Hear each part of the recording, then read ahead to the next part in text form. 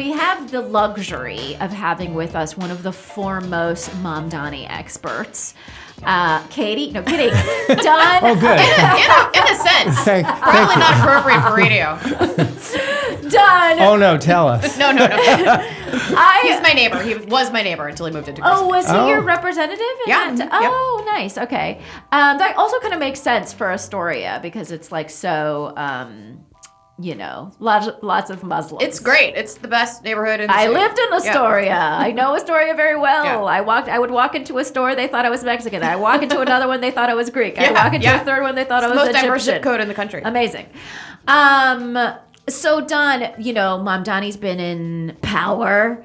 How's Sharia law been for New York City? Explain it to me. I'm still smarting from the lashes I got last week for bringing a beer into City Hall. No, I think, I actually, in my column, I gave him an A- after the first snowstorm, which is to say that the snowstorm is one of these things that New York mayors, no matter how well you do, it doesn't really matter. But if you fuck it up, it's really bad. Yeah, everyone talks about it. Exactly. So he did not fuck it up. He got the snow cleared pretty quickly. On the other hand, something like 22 people died, and some of them probably wouldn't have died if the government had been a little bit more what the Brits call joined up in their thinking. Yeah. So that's the minus. Right, because was the problem that there was like heating, like mobile heating centers, but they weren't necessarily. But you couldn't tell what they were because couldn't they tell were what they going were. around with tinted glass. Yeah, and like not visible signs. And Well, there's stuff that. like There's that. the fact that I think it was 7 people died in their own homes, and New York City has a list of bad landlords who fail to provide heating because you're entitled to heat by law. So people, when their heat doesn't work, they call up and complain. So it was a question of like one city agency talking to another city agency, and I mean they did much better with the second snowstorm. So he got a do-over, and he showed that he can learn on the job, which is great because.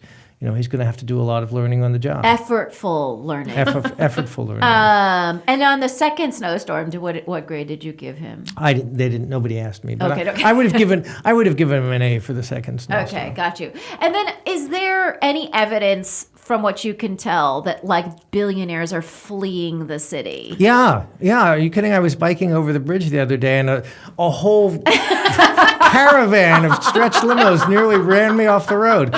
No, there's no evidence of that. I mean, the hard part for me is that there isn't that much evidence of anything except that he's smart, charming, funny, and really good at social media because the mayor doesn't do that much by fiat. It's not like being the president where you can invade a country or guarantee bank loans or do all these things. He has to work with the city council to pass laws. He has to get permission from the governor to raise taxes. He's working on it. She says no. We won't really know the answer to that until July. That'll be the first time when, if you were a progressive school, you would consider giving a grade. Can you, this is my last question for you, but can you tell me a little bit about what you think of his Trump strategy? So, because he's gone to D.C. a couple of times, had little meetings with Trump. He's done some flattering sort of Photoshop like of a magazine cover that says like Trump helps the city or whatever. In contrast to the famous Ford to city drop dead, Trump to city let us build. Exactly. Yeah. And so it feels like he sort of has Trump in a good spot. It just in terms of like how they bro down together, if you will. Yeah. Well, I mean, I think this is a tricky one because on the one hand, there's no, as we learn every day, there is no good way to play Trump. And, any day he can wake up and decide, I want to, send ICE troops into New York and arrest people in the streets who are black or brown and kidnap them and send them to Texas and Louisiana and El Salvador. That sounds like a lot of executive function for him to be having. I don't think that's him. I think it's... Well, somebody did that in Minneapolis. I know who. So, yeah, well, we all know who. But, so, that's bad. And on the other hand, he knows that Trump has this identity as a New York guy And a builder. that he plays on, and that's probably fine.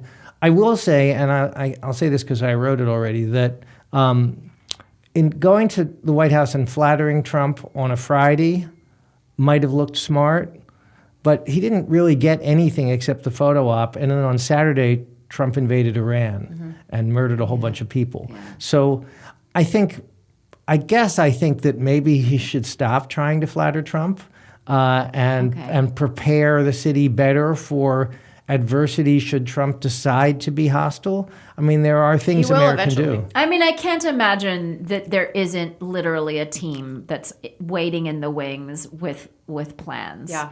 I feel like we all know he's absolutely unreliable. Like, and he has no sense of loyalty. It doesn't matter how much you think you're friends with him. No, I think the friends thing doesn't get anywhere. Yeah. But I think the part that may be staying his hand, and hopefully the mayor understands this, is that if you look at what used to be Trump's assets before they all moved to crypto, they're bricks and mortar in New York City. Yeah. You know, if you had a mob with pitchforks circling Trump Tower, that would be bad for Trump. What time? Well, that's my point, is that, you know, it may be that Trump is hesitant about having too heavy a hand in New York City because he actually has not people, but assets in New York City that he cares about, bricks and mortar. So that, you know, that may be true. And it may be that somebody in City Hall is thinking, well, how do we leverage that? I hope they are. Yeah. I mean, and that makes a lot of sense because he still does have, unfortunately, a ton of property here.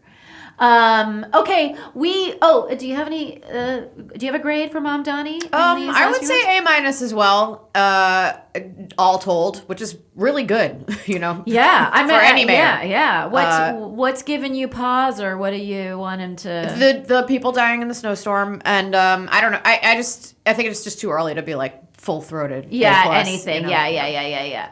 I mean, I think the one thing that's interesting, it's interesting to have a mayor that sort of like effortlessly gets media attention. Okay, and they are out to get him.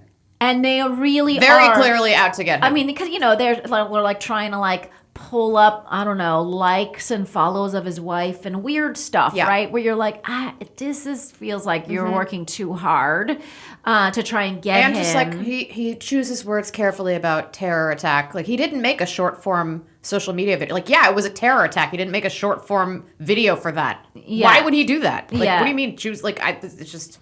Yeah, the framing is completely there's a lot. But then I also feel like the general vibe in the city, and I don't know, you know, Don, you know better than me, is like that people are like, I mean, I guess he might do socialism, but so far it's nice. Yeah. You know what I mean? All that snow shoveled like that was socialism. I don't know. I mean, I still live in the commie corridor, so I can't claim to have my finger on the pulse. I will say that yesterday morning I was marching behind the mayor. Actually, I was marching in front of the mayor, but walking backwards in the St. Patrick's Day parade. And it was quite interesting. He was marching with the cardinal and the former cardinal, Cardinal Dolan, and with the police commissioner, two people that most people would struggle to recognize in a crowd.